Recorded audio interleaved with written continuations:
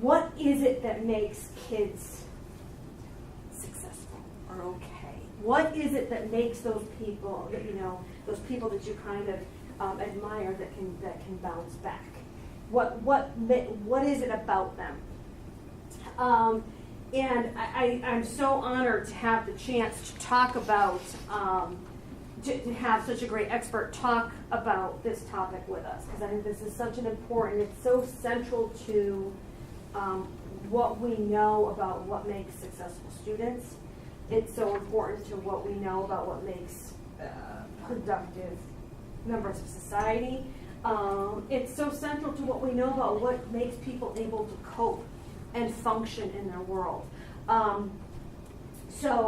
Misty Ginicola is an assistant professor? Associate professor at Southern Connecticut State University, and she's here to talk to us about cultivating resiliency in youth. How do we help our kids to develop these skills? How do we help them in the classroom? How do we help them in our homes? That kind of thing.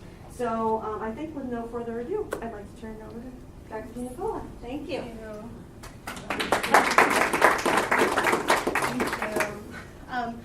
I just want to give you a little bit of background. I am actually a developmental psychologist by training, and then I am a counselor by license. I have my license as a professional counselor. I have my own private practice, and I do a lot of research on multicultural issues, but one of my newest areas is on parenting and actually the transition to parenting. And resiliency is something that it kind of crosses all of those different lines. It's something that I had in my training at Yale, but I also have continued in my work at Southern. So what I want to talk about today in this little period of time that we have is, what is resiliency and what are coping skills? When we talk about social emotional learning or social emotional skills, what are those things and why are they important? And then I'm going to talk about two things in response to those. One is child factors, because not all children are alike. We all come with different types of skills and different types of resiliency and social emotional skills just being born, just genetically. And then we're going to talk about responsive practices. So what are little things that you can do? If as you mentioned, there's been a lot of research, and so it's hard to tease apart, like, well, what are you supposed to do, right? And as parents, you definitely know that there's advice all over the place. So it's kind of hard to say, like, what should I follow and in what way? So I'm going to give you just this crash lesson on what the research has said.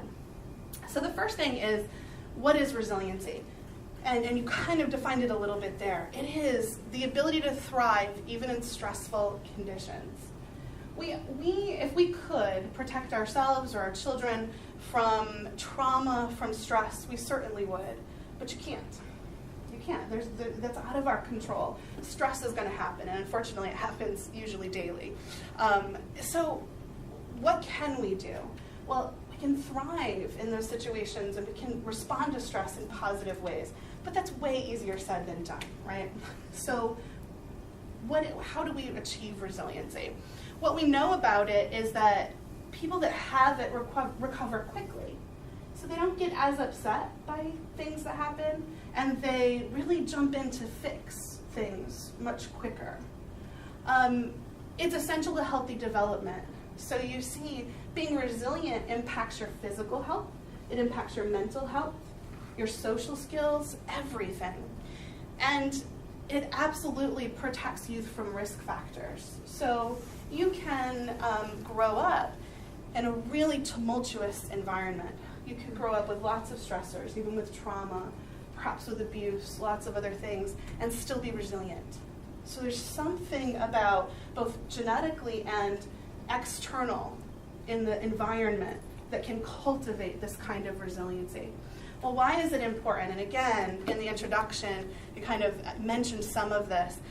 Absolutely connected to your academic and social success. Meaning the more resilient you are, the better relationships you have. The more resilient you are, the better you do in school, the better you do in your career. And resiliency kind of looks like these things here. So critical school competencies, and to do well in school, it's not just about having book smarts. It's actually about having street smarts too. You need both of those things. Having self-esteem. In fact, one of the really interesting things about this research is that when you look at children who are victims of violence or of perpetrators, there's one thing that they have typically in common, and that's lower self-esteem. That children with higher self-esteem actually stand up to bullies, actually, have this sort of resiliency. So self-esteem seems to be a key thing, something that we want to cultivate. Unfortunately, self-esteem is really low in a lot of people. Our society doesn't really make for healthy self-esteem, and we'll talk about that in a little bit. Connectedness, feeling connected to others, having a community, coping ability, having lots, I'll talk about this in a little bit too, but having lots of skills in your toolbox or on your tool belt. What do you do when you're stressed out or when horrible things happen in your life? How do you cope? What kinds of skills can you draw on? And then having a sense of control. All of those things are linked to this idea of resiliency. Those coping skills I talked about, that toolbox or that tool belt of coping skills, they are all sorts of things. First of all, they're thinking and behaviors that promote resiliency. So when something negative happens or something stressful happens, you have a really bad day at work, a child has a really bad day at school, had a fight with your partner, spouse, boyfriend, girlfriend, how do we react to that? One thing is how we think. What are some positive ways to deal with stress? What are some positive thoughts you could have to deal with stress? It's going to get better. It's going to get better, yeah. This is temporary. What are some negative ways, do you think? Why does this always happen to me? Why does this always happen to me, right?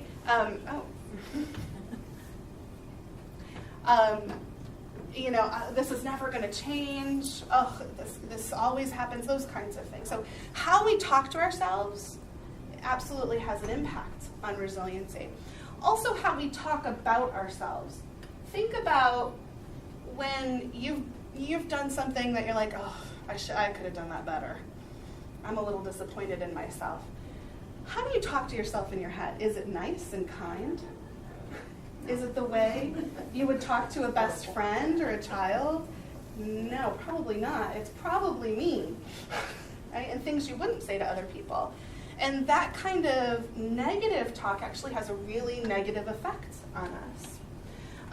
So there's mental coping skills, there's physical coping skills. Some people like to run, for example, or swim, or emotional, spiritual. I mean, even things like I like to veg on TV and watch some crap television just to have some time on myself. It doesn't matter as long as those are healthy things that help you cope. And so these things are connected. Thoughts, emotion, behavior, all connected together. And any of those, oh, that's really so annoying. I have to just turn this off. Aha. Okay. So all of those things are connected and build resiliency. One of the huge parts of this research that says that the one thing that is linked to resiliency more than anything else is called social emotional skills. And these are things that we're not necessarily born with, right? So these are skills we cultivate through learning to work with our peers, skills we do learn from our parents, but also just, what we learn in school, and it continues through adulthood. So this is not something that like, okay, you turn 13 and then you have it. It can go through adulthood. The first is self-awareness. Knowing yourself, knowing your limits, knowing your emotions, and being honest with yourself about those things. Self-management. Being able to know, if I'm in a bad mood, how can I cheer myself up? If I'm going to encounter this today, I'm probably going to feel X, Y, or Z. Really being conscious and knowing how to manage yourself. Social awareness, being aware of others and being aware of others' feelings. Also relationship skills, knowing how to interact with others. And then making responsible decision making. these social and emotional skills are absolutely important. I'm going to talk about what they're related to in the research in a second. But what I want to say is that one of the core issues or core characteristics for social emotional skills is empathy. If you have a strong sense of empathy, these things come much easier. And empathy towards yourself too, being gentle and kind and compassionate with yourself and with others. Now, I'm going to talk a little bit about some characteristics, but these develop with age, certainly. And like I said, there's no like age where you're like, oh, I've got it. But there is an age before which children just don't have these things. So very young children don't have any of them, right? Not one thing on there. Right? So very young children don't. We try to cultivate this as adults. We try to cultivate this in children. You start to see some of these by adolescence, and you see, there's an interesting finding in neurological research, and that is that the brain is almost fully developed at age 13. But there's one thing left to develop, and it doesn't finish developing until age 22. That's actually the age of neurological adulthood. All right, and it's the frontal lobe. The frontal lobe is the last thing to develop. Anyone know what the frontal lobe is responsible for, or want to take a guess? What is that? Consequences. Yeah, judgment, planning. Planning. Yeah, pretty much anything higher level processing. That's Yes. It's the last thing to develop. And what happens, I'm apologizing to the high schoolers in here. But the last thing to develop is that, and you have everything else. Everything is there. And it's not like you can't understand that those consequences might occur, but they don't seem realistic in that they could happen to you. Which is why sometimes you see high rates of teen pregnancy, high rates of sexually transmitted infections, things like that. So you see higher risk taking because it doesn't feel like they could happen to you. So one of the interesting things in this area of research is that you can teach these skills, and you can teach these skills to young children. And guess what happens when you do brain scans? They look like neurological adults. They develop that frontal lobe quicker and before they're at their adult, before that age 22. So if someone has these skills and has learned these skills, they don't have that same kind of effect. They don't have the lack of ability to do, to judge, to plan, to understand consequences. You can learn this. But you think about in schools, how often is this part of the curriculum? Are anybody teachers in here? If you're teachers, you have to do this because otherwise, you're not going to stay sane in your class for long because children come at different levels of this. And in order to teach them the academic part, you almost have to teach some of the social part. So why are they important? Well, just like resiliency, they're linked to academic achievement, they're linked to success in school, career, and life, linked to resiliency, protection from being a victim, social relationships, and something I'm going to talk more about, which is called self-care. They are absolutely linked to how well you will do in school, what you will do in your future career, how well you will do in relationships, etc. So, child factors. I said before, children come to us different. I have 2 kids. And with my oldest, I thought, oh my gosh, this is so hard. This is so hard. Part of that was transitioning to becoming a parent, but part of that was just that of his temperament. He had a very different kind of temperament. And then I had my second one, and it was so easy. And so you realize, what I did didn't really matter. They came to me pre-programmed. And so, you really, and all the stress we put on ourselves as parents, we realize that, there's a lot for just disposition. There's a lot that comes to us pre-programmed. So I want to talk a little bit about gender differences first, because the different gender matters. And this doesn't match all children, because there's a good chunk of children that are gender non-conforming. I mean, they don't conform to sort of their gender identity, gender stereotypes, and so they look a little different. But by and large, you see this difference. Males, we have, in developmental psychology, we say you pay up front with boys. And that means their infancy and their toddler years are really difficult. They're much harder, so you pay up front. With girls, we say you pay later than adolescents. Girls are actually, interestingly, to see for males, and this is not the stereotype, but males are more emotional as infants. Much more emotional. Females are more independent as infants, need less care, are less sort of maintenance, and are much more likely to do risks, much more likely to go out on their own, which is completely opposite to what the stereotypes are, right?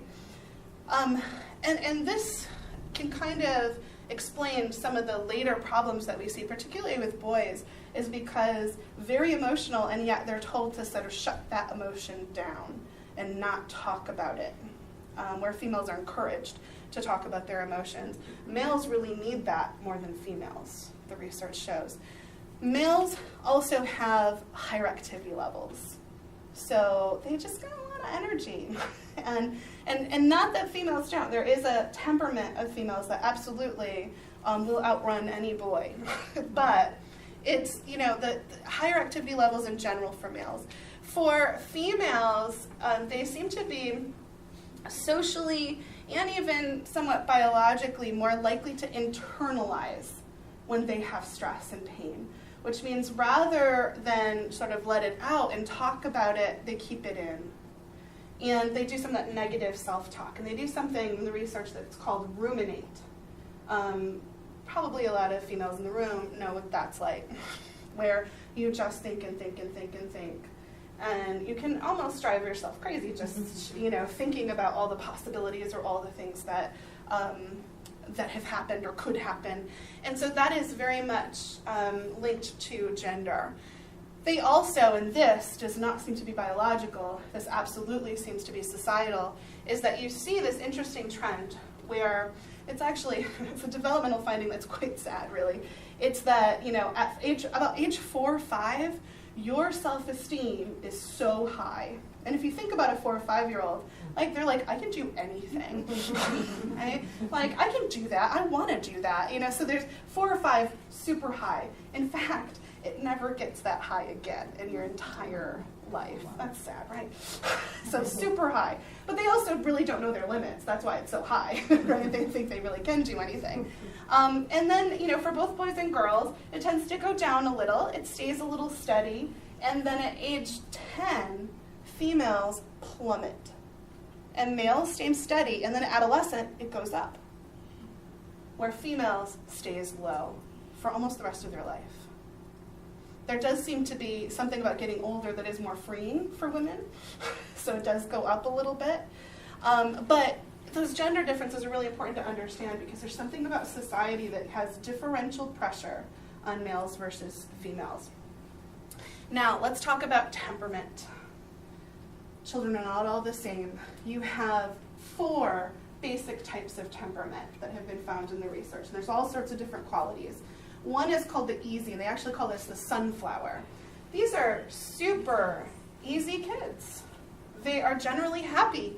They're quick to adjust, moderate in their emotional reactions, quicker to respond to interventions, often quicker to develop social emotional skills. It's about 40% of children. And remember, this is kind of a continuum within that. So they're not all super easy. There's sort of a continuum within there. My youngest son is absolutely this temperament. And so even when, I'll talk about what my oldest son is in a little bit. My oldest son was having temper tantrums at 11 months old. My youngest son still doesn't have them. He is about 20 months old now. And even when you take something away from him, he will do this thing where he just lays down on the floor. He's like, and then he sits up and he's like, all right, I'm fine now. So there's no real, as a parent, there's not so much that you have to do with these kids. Now, the disadvantage of that, you know the advantage of that, but the disadvantage of that is that they can always get lost in the shuffle of children that are a little more difficult to parent. But they're really resilient. I remember on one of the television programs that I really like a lot, Modern Family. Anyone watch Modern Family? The mother talked about Alex as being a self-cleaning oven. This is, what they are. They just kind of take care of their own needs, and they come with a higher level of social and emotional intelligence. It's just innate for them. Active, we call them a dandelion. These are happy kids, but they are active, busy, hard to control, hard to wrangle in. So these are kids, I have a close friend who has an active daughter, and so she thought, like, okay, I'm going to pay later. I have a daughter. It's not going to get hard until adolescence, except her daughter has active temperament, so looks more like an infant male child in the way that she runs around and how busy she is. So she was only about 8 months old when she started walking. And she was walking and then running. She's this tiny little, gnome statue running through the house. And they have a really hard time sitting. It's almost painful. This type of temperament has good social skills for the most part, but only if you let them move. They have a really hard time when they just have to sit, and that can become problematic in school. So even though they may not have attention deficit hyperactivity disorder, this is just a temperament, very often they might get diagnosed with this because they're just active kids. The next one is called the slow to warm, or the orchid. This is the shy child. They need time to adjust to the new environments. They can be clingy. They bruise easily, withdraw from situations quickly. They're very sensitive. They prefer quieter activities, and they have higher levels of anxiety in general. And this is about 15% of children. So for these kids, they have, they also have a good amount of social skills, good amount of emotional skills, but they are more reticent about interacting with people. So people can often read them as just not wanting to interact or being too sensitive. And we're going to talk about sensitivity in a second. And the last one, that's not a picture of my son, but it certainly could be, is the difficult. We call them the holly, the sensitive and prickly, easily upset, irregular in their habits, sleeping and eating. There's just no routine. And when you try to change their routine or transition, there's an emotional reactivity. They are emotionally intense, difficult to console. I'm going to get to that other bullet in 1 second, but about 10% of children are like this. Yes? I have a question. Has any of the research ever tried to align birth order with these temperaments? Mm-hmm. And I thought it was interesting that you said, they come to us pre-programmed, mm-hmm. and I think a lot of us kind of like to think we parent the same, but they're having different experiences if they have 2 or 3 older brothers and sisters than if they don't, even though we might be parenting the same, might not be. Unknowingly. Absolutely. And actually, the research shows that you really can't parent the same, partially because of the other part of the environment, and also because you're different. After one child, right. You're a different individual. Right. And then I love those commercials where it's like the first child and then the second child, like so true. Like the first child, you're really like I've got pacifier wipes and like I need all these things, and you're really intense. And then by the second child, you're like, I'm just really tired. But is that sometimes the second children are more that sunflower or the first couple? There's absolutely a lot of research that shows the birth order does have an impact on personality. What it may be happening is that they have their temperament, their disposition, but it's altered by the birth order. Okay. So, like for example, if you have the difficult child first, you have all the time to sort of pour onto that child. If you have them second or third, you don't. And so that's going to shift their personality. This is off. Great. I'm having some technological difficulties. All right, so this is the interesting one. All of those other types of temperaments, you have little sort of impact on as a parent. I mean, that's horrible to think about, but you know, an easy child, that's what they're going to be, unless there's some major trauma or abuse. They're just going to have that personality. That's what their personality looks like.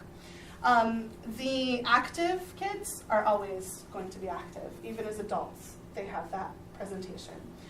The slow to warm children, absolutely, you do have an impact on them as a child. If you push them too fast, it can damage them. So, you know, kind of creating this, like, you are home base and allowing them to come back, that's really important to be responsive. But this is the only one where parenting makes a huge difference in a short amount of time.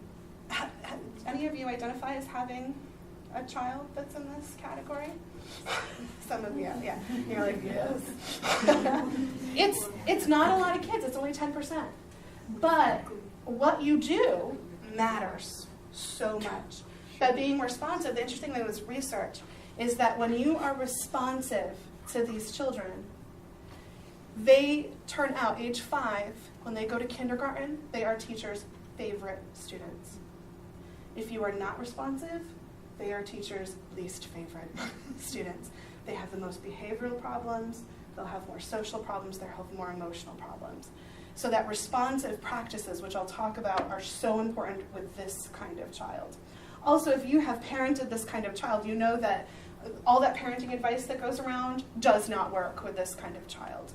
In fact, nothing really works for a long amount of time. You'll think like, oh good, this is we're turning over a new leaf, this is starting to work, and then it stops because it's incredibly inconsistent, and it changes with each developmental period. Now I want to call attention to something called sensitivity. This is HSP. How many of you have heard of HSP? Okay, some of you. This is another characteristic to temperament that actually combines that slow to warm and that difficult temperament. Both of them are considered sensitive. A highly sensitive person can also be in that easy temperament, though, so it is a little bit of a different construct. Sensitivity is how much you take in from your surroundings. Some people are super sensitive. They pick up on details. One of the things, and we'll talk about this on the next slide, one of the things they say that really triggers me to know that somebody has this high level of sensitivity is, I need time alone, like I need oxygen to breathe. This person has this just increased neurological sensitivity to attention and detail, and they are different from other people. So this is some of the characteristics, so let me kind of detail some of this for you. Overwhelmed by strong sensory input. They are aware of subtleties in their environment, very affected by the environment and people's moods. Certain medications and caffeine very much impact them. So, caffeine can wake those of us that are not sensitive in this way up, and for someone who's an HSP, it kind of pushes them over the edge. So they're even just a tiny bit can make them irritable, not just attentive. Being very hungry creates a strong reaction, disrupting mood or concentration. They have a very rich, complex inner life. They're usually very, very bright. Deep empathy and understanding of emotions, but they get overwhelmed easily. Any strong stimuli, like crowds, loud noises, overwhelm them. They need that time alone to decompress, and they get annoyed. Actually, that even though they have high empathy, it doesn't mean that they're nice all the time. They get really overwhelmed and frustrated by that overstimulation. Let me talk about sort of if you look globally, what this would look like personality-wise. Why do we have highly sensitive people? We have these highly sensitive people so that we survive as a species. If everyone were easy temperament, like my youngest son and I, we would die out as a species. Because I would be like, we don't need to collect food for the winter. Like, let's just hang out and talk. You don't have that attention to detail. You need both of these personality types to survive. But that HSP carries more responsibility. They are pre-programmed to notice small details, and they're also pre-programmed to notice things that could be dangerous. So they have sort of a higher level of anxiety, and they have this just increased sensitivity to everything. My husband and my oldest son has this. And so, you see it all the time. You see how it impacts them. And they notice everything, things that I would never notice. My son, when he was a little younger than a year old, he would be running through the house, and if there was a child lock on one drawer in the kitchen that was undone, he'd run it by it at full speed, would stop, turn around, reattach it, lock it, and then walk away. So they notice all these things. Now, the thing why I'm bringing this up is it's so important. Sometimes these individuals, even as adults, feel so different, and they feel like, I need therapy because I am not like other people. And so they go to therapy and it doesn't work. And the reason for that is because it's neurological, it's genetic, it's your personality, your disposition. You cannot change it. But you can cope with it and you can value it. If you have a child that has the sensitivity, I talk about it with my oldest son like, being a superhero. He sees things that other people do not see. And we value it, so he doesn't grow up sort of feeling like a freak. So, not to get too personal, Yeah, but so my son, as a very young, they said that he had sensory processing Yes. integration issues, and the crowds, the loud noises have come back. Yeah. Heights have come back. Yeah. Like the world is just very intense. Yes. Is this HSP, is that sort of another framework for thinking about that same It is. group of kids? It is. Or It is. people? Yeah, if you think about sensitivity as a spectrum, what you have is on one end you do have autism, and then you have this large group that's just HSP. So I think the children that do get diagnosed with these integration difficulties may just be really strong HSPs.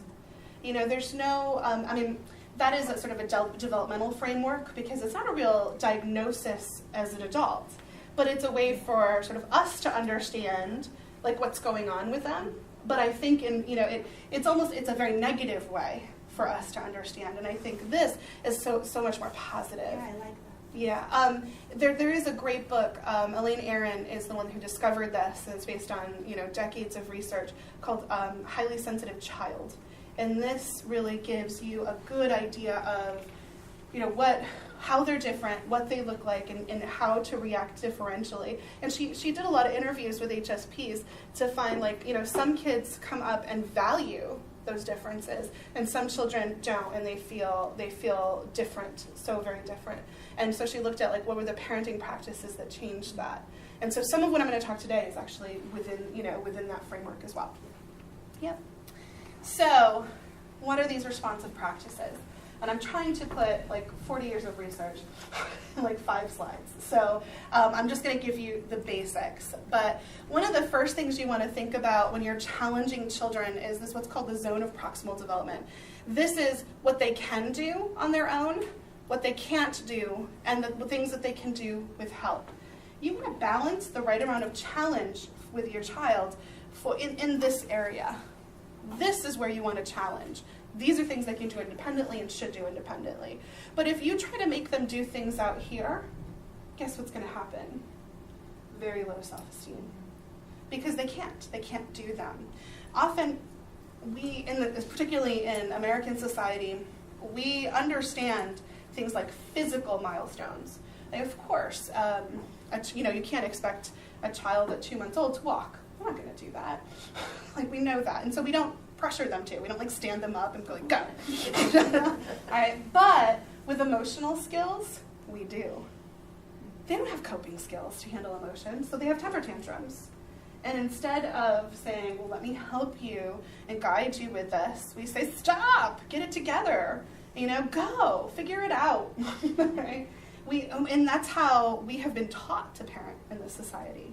So it's a very different way of thinking, and we're gonna talk more about this. But really thinking about what can they do and what may they not be able to do, particularly based on their age and their temperament.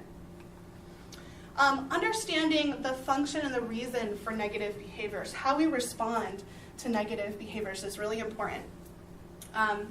Needing attention, often we talk about that as a bad thing, but that's a human thing. And I'm going to talk about how we respond to that, but first identifying like why are they doing this? And then understanding what's a healthy way for them to get this need met is what the research shows us is really healthy. Being overwhelmed, feeling inadequate, having fear, feeling hurt, wanting to feel control, and not having enough coping skills. Those are really common. Now they're common for all adults, but they're very, very common for children. So when they have this need, you think about like what's on your tool belt, right? So you have a really bad day at work. How do you cope? What's on your tool belt? What are things that you can do as an adult? Call a friend to vent.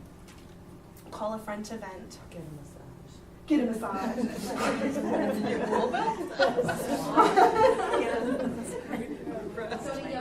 Go to yoga or work out. I mean, there's probably there's some not very healthy things on that tool belt too. But there are still things there. There are still coping things that you can draw on. Now think about a 6-year-old. What's on their tool belt? They don't even know. They can't even be like, could you give me a massage? Like, they don't even have the words for that.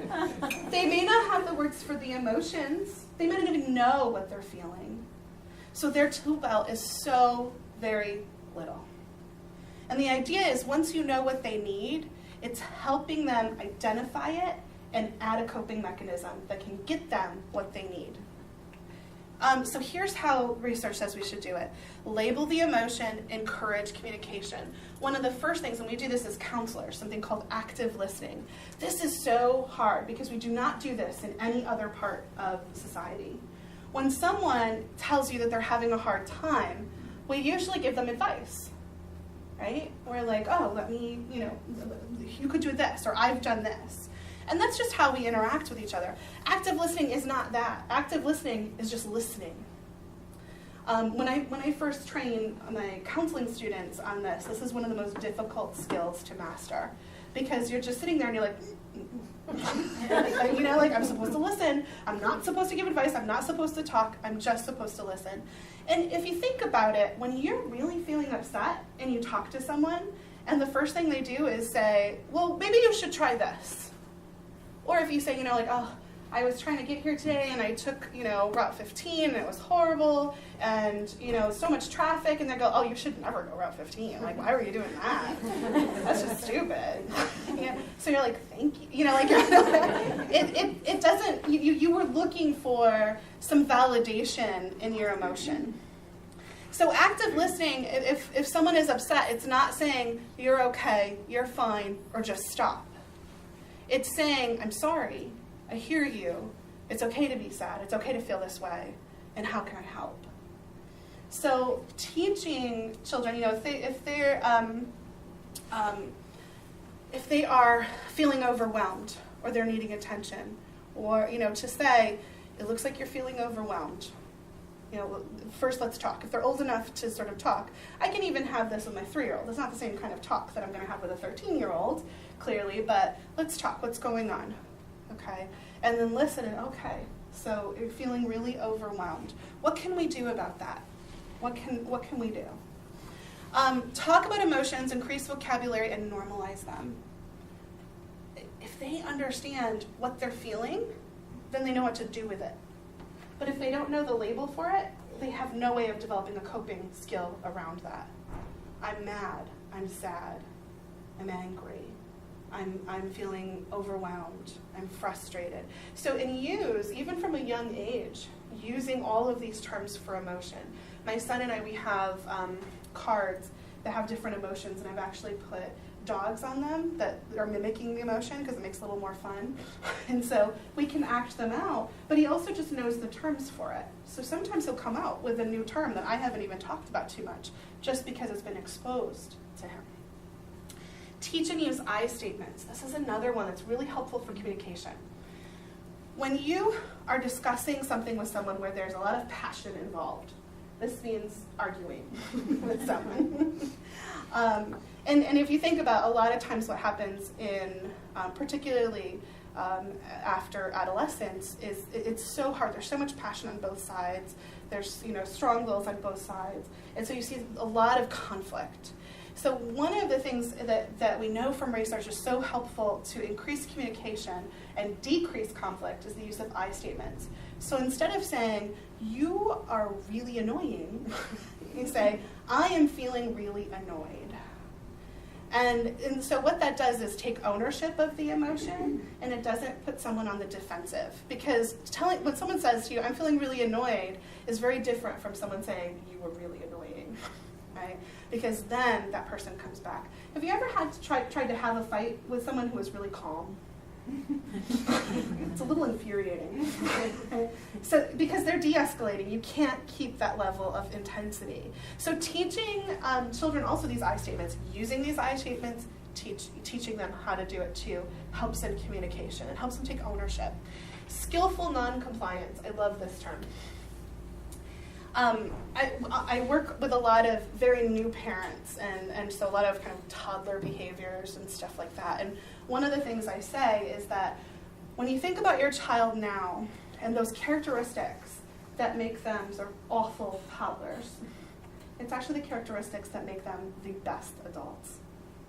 Think about that, having your own mind, having good self-esteem, not saying yes to everything, really advocating for yourself. Those are great, but they're horrible to parent, right? So, when you have a child that is willful or is not willful, you don't want to squash that self-esteem. You don't want to squash that ability to negotiate. Those are good social skills. So we do what's called skillful non-compliance. We teach a way to say no that works within the framework. And we teach negotiation skills. So for example, my son, so if it's bedtime, okay, pick out your 2 books. I would like 3 books. I would like 3 books. All right, 3 books is okay. It's nap time.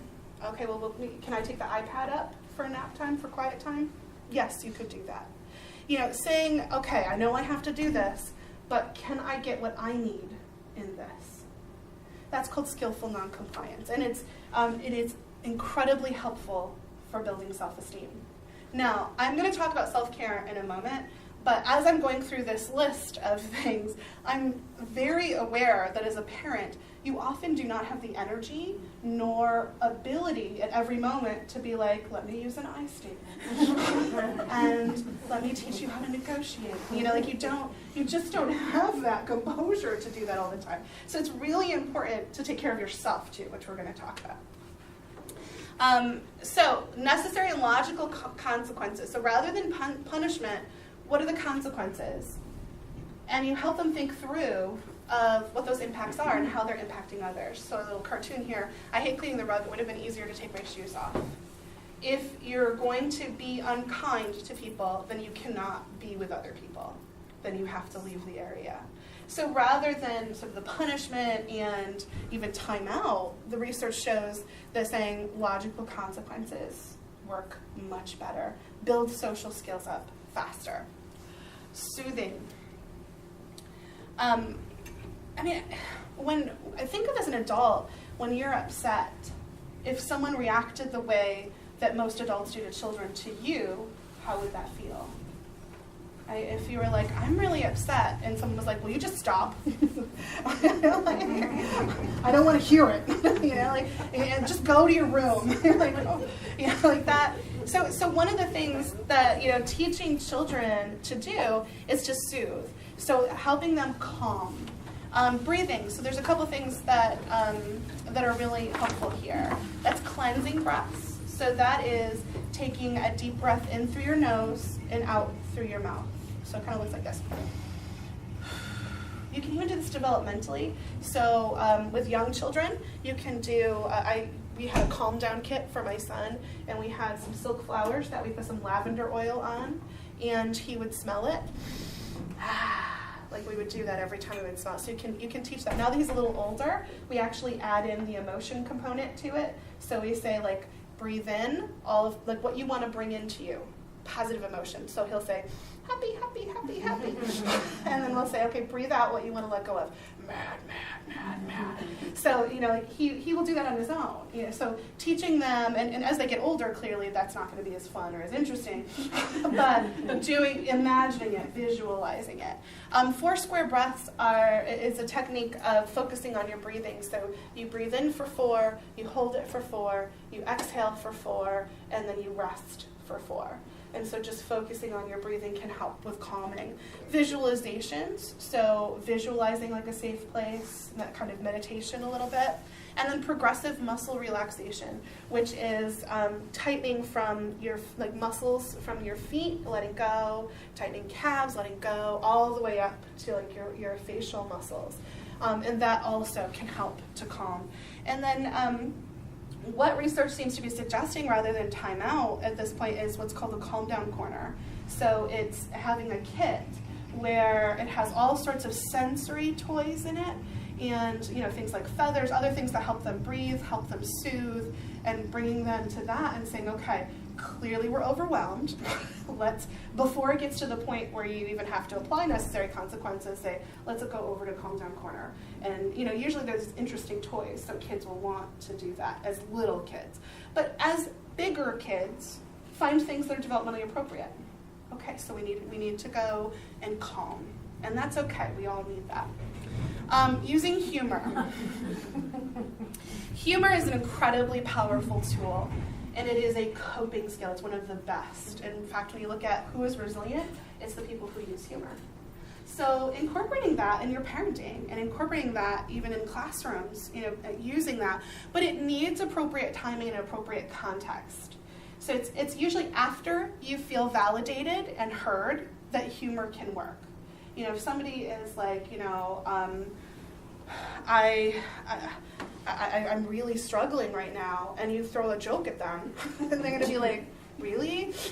That was not helpful. But it's, you listen to them, you validate, and then you might use humor.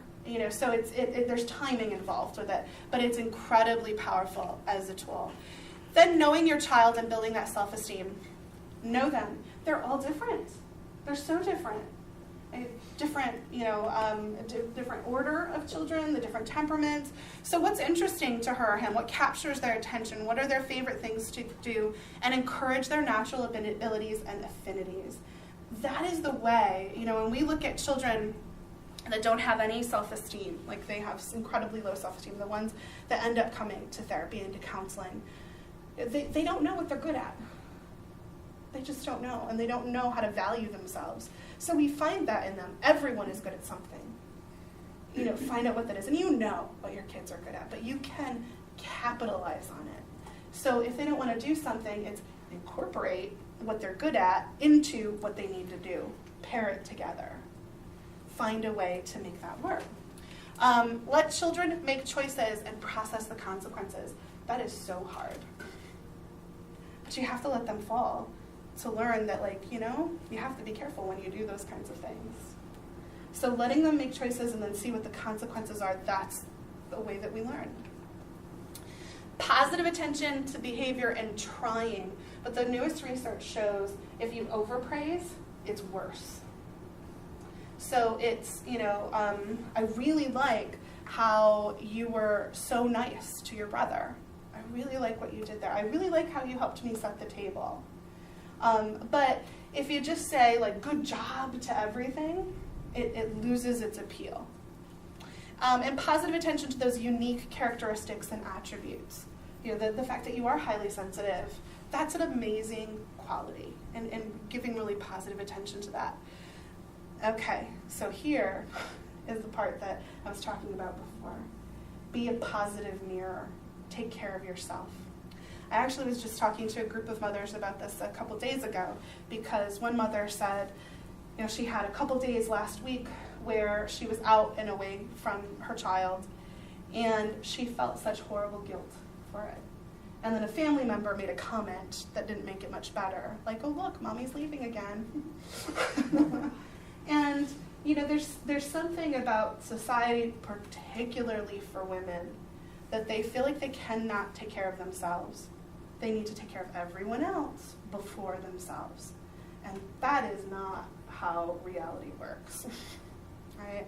If you even think about being in an airplane, if you are with a child or someone that you're caring for and the oxygen masks come down, what do they tell you?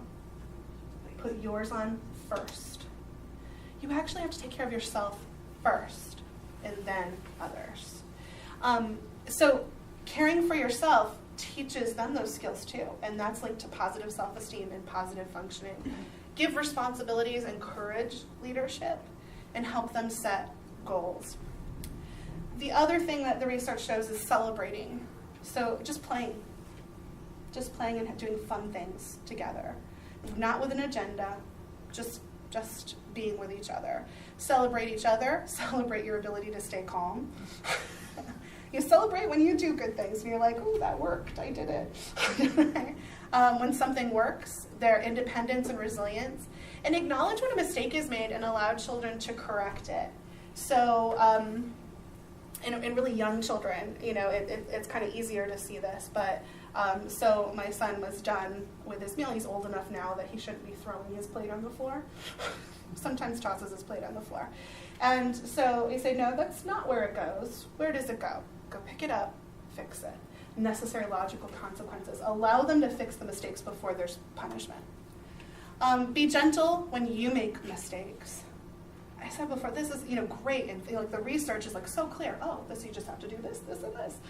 But you're exhausted, you're stressed. It's not easy to be that kind of parent 100% of the time. So when you do make mistakes, be gentle with yourself. I've had conversations with my 3-year-old before where he is very high maintenance, being an HSP, being a difficult temperament.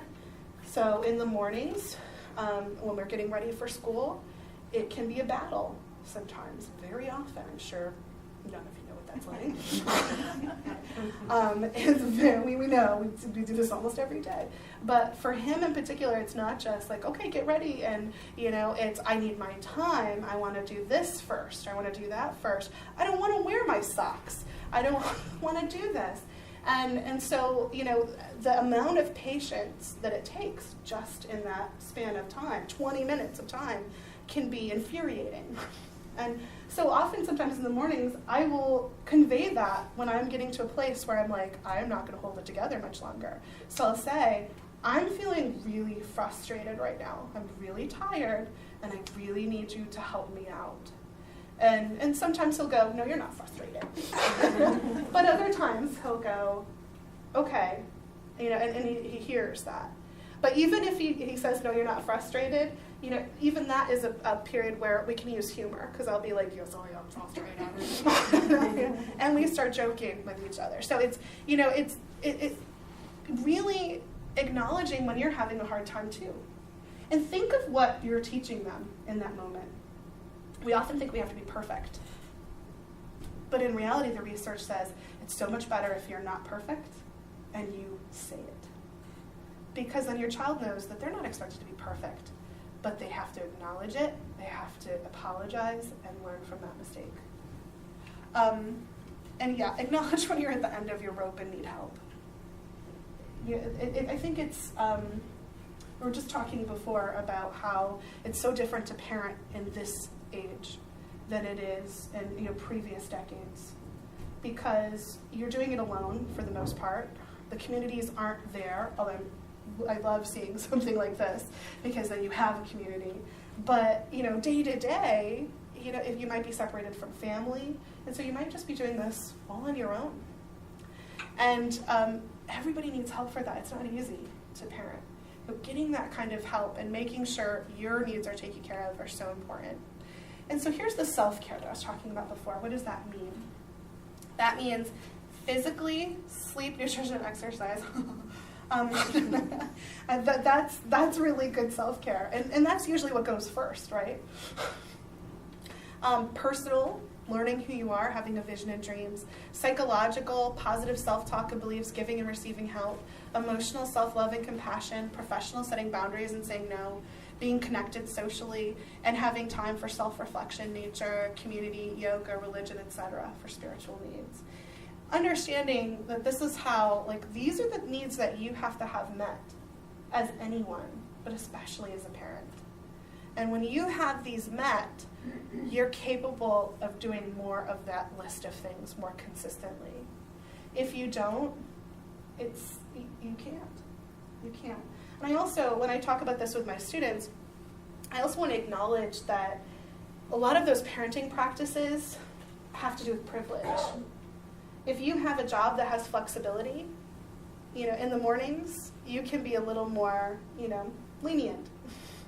You can talk more, you can have more patience.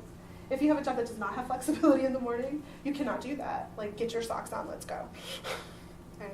With my son, because my job is more at night, in the mornings I can say, you need to wear socks. No, I don't want to wear socks. It's cold out. I don't think it's cold out. Why don't you open the door and stick your foot out and see if it's cold? Okay. I have the flexibility that we have the time to sort of have this responsive parenting in the morning, but there are times that you don't have that. And so, be gentle with yourself, knowing that you might not have the privilege 100% of the time of being able to do all of those responsive practices. But you can do your best, and that's the best that you can do. So early on in your presentation, you did some statistics about by age 5 and age 10, certain male and female self-esteem plateaus have been reached and stuff. Yep. So a lot of us in the room have middle school or older kids. Given that spectrum exists already, what do you recommend, or what would be a way to cultivate resiliency given that predisposition? Like in females, like with that low self-esteem, or either? Yeah. I would think. Yeah. The biggest things are knowing and valuing those internal attributes, being responsive, and some of those other things. I think that probably the biggest thing is self-esteem, especially with young girls, but even with boys, is processing the sort of unreality that you see in the world. So, when my son was really young, it was on my iPod, once, and he really, really loved the song "Girls" by Beyonce. It's kind of proud. And so he wanted to watch the video once, and so I pulled it up, and I was like, ooh, but it wasn't bad, it was good, but, it was this message of girl power, but they're not really dressed like female warriors. And, so we were watching this, and I said, just so you know, like, female warriors would never wear that. Because they would be uncomfortable, and it would be cold, and it wouldn't protect them in any way. So, You can't walk in those shoes. you can't walk in those shoes. Like, she looks great in that, but that's unrealistic. And I think that, obviously we have a good influence and a big influence on our children, but there's a point that they reach where their peer influence is really strong, and the media influence is really strong. And I think processing all along, like when things really are not real, and talking openly, and honestly, I think, children are much more resilient than we give them credit for. And really capitalizing on that piece, and being honest with them about things that are developmentally appropriate, I think really helps in that way. Girls are most at risk for messages about attractiveness, for messages about their body, for messages about how and in what ways they are valued. And so, and they are often degraded for things that boys are, valued for. It's also vice versa, because boys are degraded for showing emotion. But women in our culture get this message really strongly that being who they are is not okay. There's something about them that needs to change. And so, tackling those messages, and I think honestly, taking care of yourself and dealing with that own impact that it's had on us is so important, because we do mirror for them in ways that we don't realize. For boys, it's really about processing the emotion and allowing them to be emotional, because they get messages all the time that they should not be, and that that's a feminine thing. So while you're saying that, I'm going to do a segue into, everybody please mark your calendars for April. The first Sunday in April, Clinton Public Schools, Clinton PTA, and Clinton Youth and Family Services are going to be showing a film called The Mask You Live In, which is all about the messages that young men in our society So receive. good. It's phenomenal. Everybody. It's for men, and there was one by the same producers for women, right? It was a movie before that, and that was really good too. I can't remember the name of it, but it's certainly one to check out too. But yeah, I mean, all of these stereotypes. I think really exposing the stereotype, and saying like, that's not reality. That isn't. It's what we all are exposed to. It's the stereotypes that are there, but it doesn't have to be our reality. And I think, all of those other responsive parenting practices absolutely help for self-esteem. So that can be done with a young child, with a middle-aged child, all of them, straight across the board. Across the board. It's just developmentally different. So like I said, with those breathing practices I may, like with my son, I do the happy, happy, happy. You don't do that with a 13-year-old. Right. But you may still say, hey, let's take some breaths. Let's do some breathing together. You might have, stress balls, like things like that. And you tailor it to your child's personality too. What works for them, what things are they interested in, and that's how you do it, which means what you do with one child is going to be completely different than what you do with the other child. It has to be tailored to them, and that's okay. So actually that was my segue into my question. Yeah. So I have a sunflower, like the sunniest sunflower. No, that's not Toby.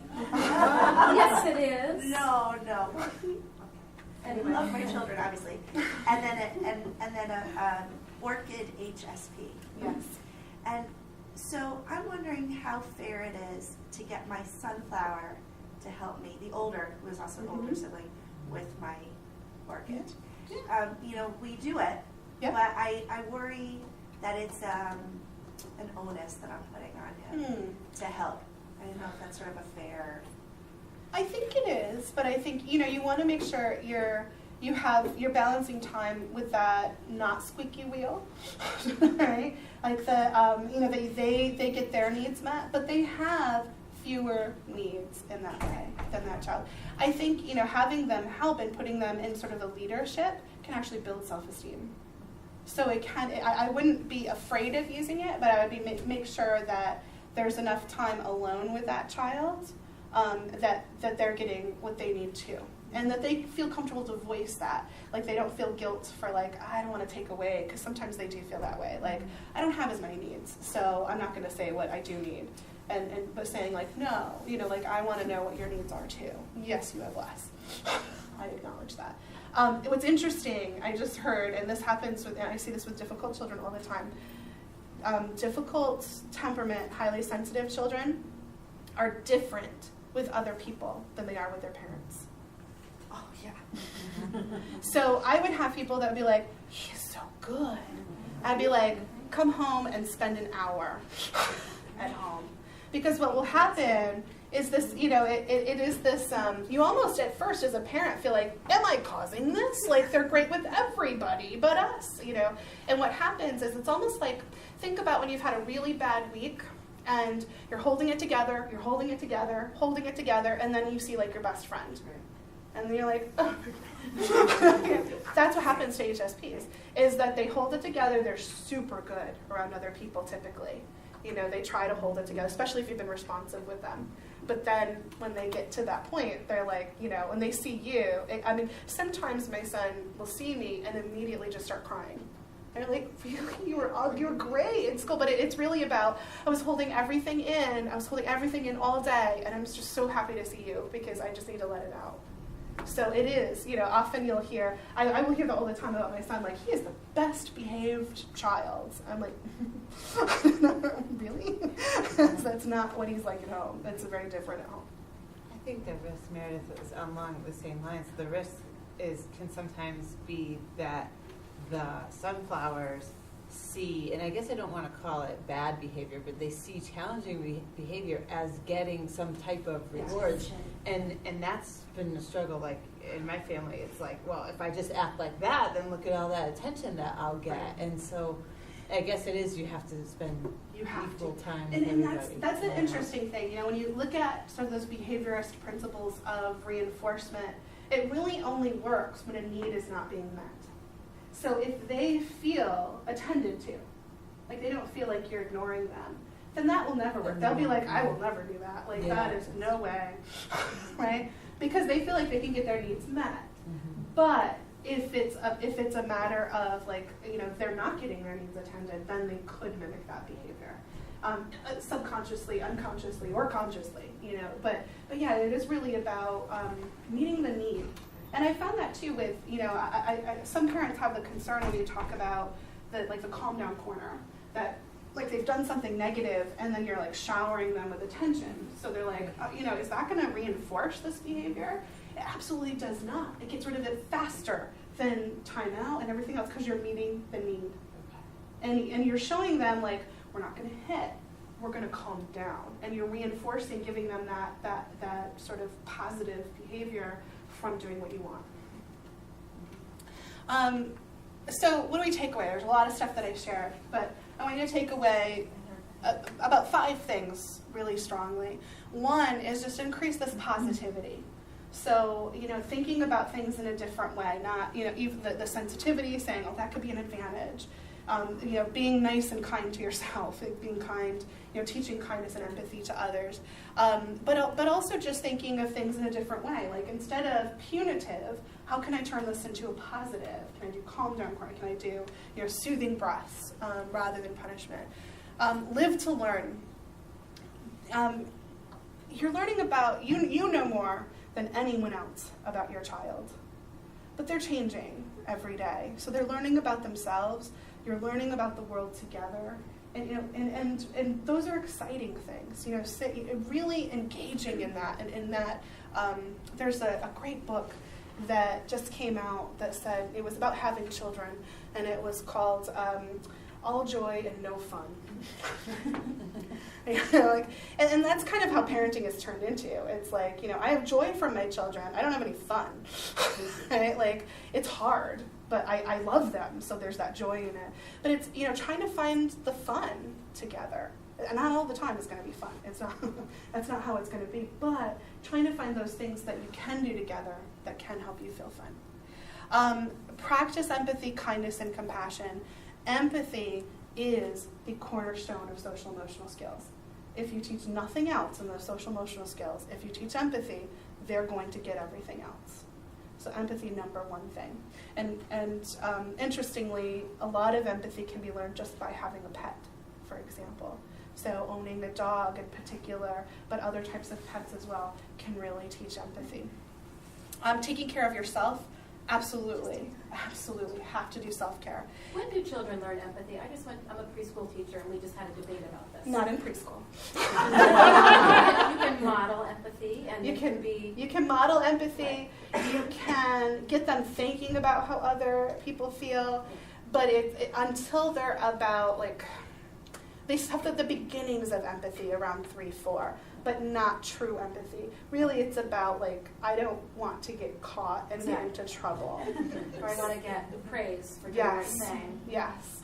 Yeah. And so there are children that are deeply empathic, and so they understand it quicker, and they might actually, you might see one or two max, kids in a classroom that you're like, wow, they really get emotions, and they seem genuinely concerned for other kids. But most of them at that age are sort of faking it until they really learn the true skill. So until they learn the words for their own emotions, they can't possibly have empathy for someone else's emotions. So, and also, there's the whole idea of theory of mind, which is that children, they have that by that age, but it's still developing, which really is, they have to be able to separate their perspective of the world from someone else's perspective of the world. Right. So that's why, like, little kids, when you get hurt, they laugh. Like, or if they hit someone, they laugh. Because they're like, that didn't hurt me. It looked kind of funny. You made a funny face. Like, that was enjoyable. But they didn't really understand, like, that hurt the other person. So it's really absolutely in preschool is they're just sort of going through the motions of what you're telling them to do. But 5, 6, 7, then you should really see some true empathy. And that's where they've started to really give the vocabulary for their own emotions. And then humor, so important. You need humor as a parent because this job is not for the faint of heart. So, you have to practice that humor. It's important for your own resiliency, and cultivating humor in children is great for their resiliency. So that is, 30 years of research and like an hour. Any questions? Yes. I have a question. I have one child who's he's very easygoing in most ways, and he's like really good social skills and he has lots of friends and friendly. But he's really negative about himself. Like he's like, I'm terrible at school, I'm terrible at sports, I'm terrible. I try to say no, but it just seems to continue this really negative thing. And in school, it's hard for him. It's not like he really does struggle, but it's just I have one that's like academically gifted, one that's like average, and one that for whatever reason everything's difficult when it comes to school. So I don't know how. I try to just tell them, you're good, but I don't know if there's a way to like teach them at 10 like that positive self-talk. Like I don't know. Like can you do that? What it really is finding what they are truly good at, and what they are uniquely good at from their siblings. So it's, not everyone is good at school, and they don't have to be. But he's good at something, and he may just not have found it yet. So a lot of times, particularly, he's the youngest, or the other. Okay. So when they have other children to compare to, and if there's something that, of course we highly value, like academic achievement, like that's what we know is linked to success. So, but for a child that may struggle, that just feels like out of their zone of proximal development. So they're like, what he's really good at is like video games. And I don't want to like encourage too much. Something else, yeah. That's what he'll say. He's like, he was like the Minecraft king for a while. Yeah. So it's hand-eye coordination, but it could be like, there's probably some physical ability that has to, with that he can also be good at. Like there's, but it's really exploring that and allowing him the space to kind of figure that out, and that is hard at that age because he's just kind of comparing to everybody else and like, well, I'm not good at that, I'm not good at that, I'm not good at that, so what am I good at? And it doesn't, if there's no connection for them in terms of the reality piece of it, like if they're like, well, yeah, you're telling me I'm okay, but you're my mom, like, like you love me no matter what, so like that just goes right over, so it's really trying to help him find something that is appealing to him, but that, when he gets into it, he can have success, and also valuing things that he is good at. So even like, like that is, Minecraft is not everybody is good at that. That is challenging and that takes a lot of skill, but even, sort of, valuing that piece, but trying to find things that will help him in a larger context too. Yeah. The person who invented Minecraft is probably very rich. So it's very rich. Well, now he's done with Minecraft. He's over to the next thing, whatever. Yeah. But he likes all the things he likes to do. I try to be positive, but he loves to like make forts out of everything. Oh, cool. So like, but in like the house, and sometimes it's just like, I know. The other day I was like, please don't make another fort because it takes like off. Yeah. Remember the step down the panels neighbor's that they street. had? That's exactly what they were saying. That's kids cool. who play with their hands, kids who I make know. stuff. I just need to be more patient with the mess that he makes. Well, it's finding a way that he can do that in a context that is workable. Yeah. It's like you can't, if they're tearing apart your house all the time, you're like, this is not okay, like this is not something I can, but maybe there's like, a special room that he could do that in, or, like a club, or, something else that he can be involved in where he can do that. I mean, I'm thinking that like, if that's, his thing, there might even, later be like, he might, if he likes video games, there could be programming, because that's, building, there's, actual construction, that kind of thing, like, it's things that he needs to explore to see that he is good at something. Yeah. and I have to say that when we've looked at, I've done a lot of work with Yale University, and we look at school programs, like what are the most successful. And when a child has some self-efficacy in sort of their physical abilities, particularly for males, that boosts their self-esteem. So when we looked at like what are all the after-school clubs that are most effective in improving academic skills and standardized test scores, it was karate, which was so interesting because we were like, what are you, like over tutoring, over, like any other kind of club that they had that was academic or non-academic related. So it might be that, because males especially, think about the messages they're getting, especially at that age, like, you need to be strong, you need to be this, you need to be that. And so that, if he's feeling like physically he's not where other boys are, and he feels like, academically he's not, then he's just trying to find out, like, well, where is my place? Where is my place? And, things like that. I've seen kids that get into dance, like get into other things that you think, like, I couldn't think this would give them self-esteem, but if it fits their interests, it works. Yeah. I work with a young man at the high school who's autistic. Yeah. And I was kind of interested in, I forget, the proximal zone, Yes, the yes. things he can do, Yep. and then the things he can't do. Mm-hmm. And one thing that, I don't know, maybe you can tell Mhm. me, he doesn't, he doesn't pick up on the usual social cues, right? When somebody gives him something or does something for him, Yep. even though I feel like he can hear everybody else saying thank you, he doesn't say that. Yeah. Can I or should I say anything? I mean, I gently said something this morning, and I just kind of was offhanded, It's nice when somebody gives you something or hands you something, Yes. to say thank you to them. Yes.